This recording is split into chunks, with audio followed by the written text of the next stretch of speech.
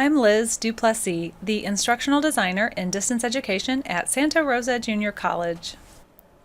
In this video, I provide an example lecture video created using a teleprompter that is available for faculty use in the Center for Excellence in Teaching and Learning, or CETL, studio. The teleprompter allows you to look directly into the video camera while reading a script. Here's the example video, which also includes images that I overlaid while editing the video with Camtasia software. The United States during the era of Reconstruction after the Civil War was a nation in turmoil. Nearly 730,000 Americans had lost their lives in the war, by far the greatest toll of any war in American history, while almost 4 million slaves had won their freedom. The end of slavery affected all aspects of life in the South. No longer would enslaved workers be sold and separated from their families or prevented from learning to read, write, or attend church. Social relationships changed dramatically after emancipation, as depicted in this painting by Winslow Homer, in which former slaves stand firmly eye to eye with their former mistress. Yet the North's efforts to create social and political equality in the defeated South failed and ignited a violent backlash. One president was murdered and another impeached. The Ku Klux Klan unleashed a wave of violence, including lynching and arson aimed at freed blacks and their white supporters. And after 1877, the federal government no longer accepted the responsibility for protecting the fundamental rights of African Americans in the South. Historians refer to this era as Reconstruction, when an effort to remake or reconstruct the South faltered and ultimately failed in the decade following the Civil War.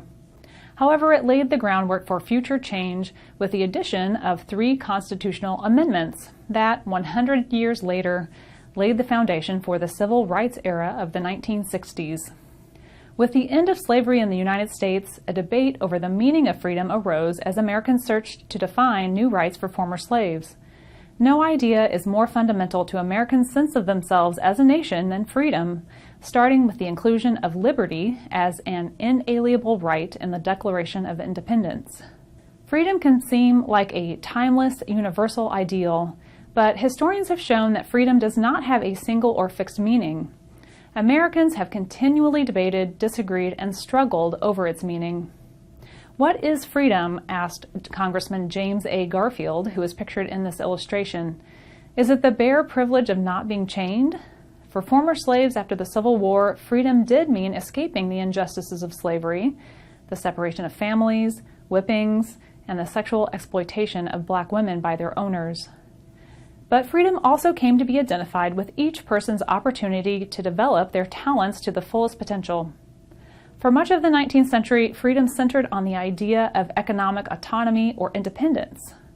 Farmers, skilled craftsmen, and shopkeepers were considered to have more freedom than wage earners who depended on other people for their livelihood. Education, which had been denied to slaves, also came to be considered essential for Americans to reach their full potential. However, we'll see that economic autonomy was difficult for many Americans to attain. With the expansion of capitalism, manufacturing, and the consumer marketplace in the 19th century, new conceptions of economic freedom would come to the fore.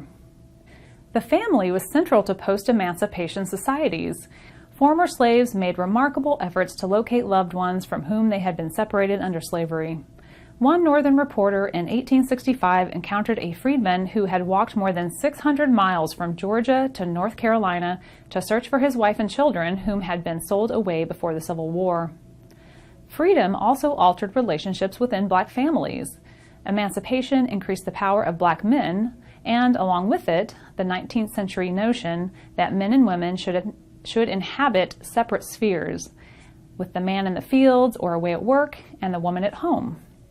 In fact, planters complained after the war that freed women had withdrawn from field labor and work as house servants. Many black women preferred to devote more time with their families than had been possible under slavery, and men considered it a badge of honor to see their wives remain at home. Eventually, poverty would compel a far higher proportion of black women than white women to go to work for wages. Emancipated slaves emerged from the war with no money, uneducated, and no place to live. In this photo are recently freed slaves in South Carolina. Under slavery, they had lived in communal quarters near their owner's house, where they were subject to frequent contact and strict control.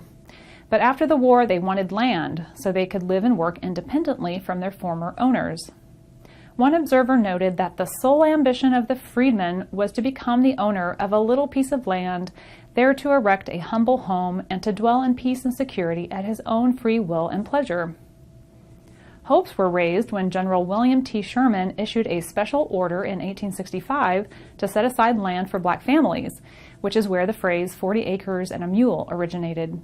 And when South Carolina created a state land commission that settled 14,000 black families on their own farms, hopes were raised again. But land distribution proved to be too politically controversial to carry out on a large scale. During Reconstruction, Thaddeus Stevens proposed that land be taken from Southern planters who were disloyal during the Civil War and divided among former slaves, but his plan was too radical for Congress and failed to pass. It was virtually impossible for former slaves to get loans to buy farmland because banks wouldn't loan them money. Tens of thousands of former slaves returned to work for their white owners. White landowners had little cash themselves after the war and generally couldn't pay wages, so sharecropping emerged, in which the landowner provided land, seed, and tools to poor farmers, black and white, in exchange for a share of the crop. Sharecroppers were able to live away from their landlord's house on separate plots of land rather than in communal quarters as they had under slavery, so they could live and work independently from their former owners. In cotton country, gin houses were often central to the economic life of a plantation and often located in a central location on the property where sharecroppers had their cotton cleaned. While many poor farmers preferred sharecropping to working for wages because it freed them from day-to-day supervision by white landowners, most sharecroppers eventually found themselves deep in debt to the landowner. Some Republican state governments passed laws to ensure that agricultural laborers and sharecroppers had the first claim to harvested crops rather than merchants to whom the landowner owed money. But by and large, economic independence was elusive to former slaves. To sign up for studio time, go to our website at de.santarosa.edu, scroll down and click on the Distance Education Calendar, and sign up for one-on-one help with Liz, Emily, or Xavier for an introduction to the studio.